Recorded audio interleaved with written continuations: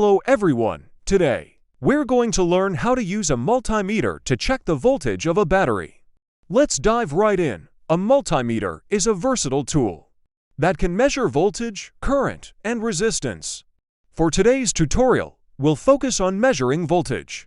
First, turn on your multimeter. Rotate the dial to the V symbol for voltage.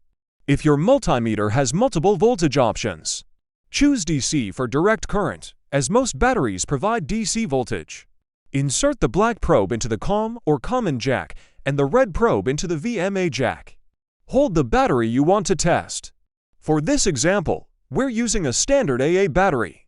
Place the black negative probe on the flat, negative end of the battery.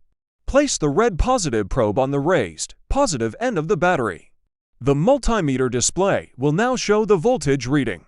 A fresh AA battery typically reads around 1.5 volts.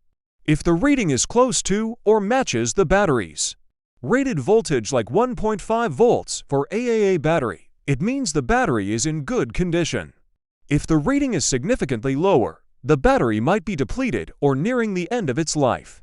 Remember, always remove the probes from the battery and turn off the multimeter when you're done to conserve battery life. And that's how you use a multimeter to check battery voltage. Thanks for watching. If you found this tutorial helpful, don't forget to like, share, and subscribe for more informative videos.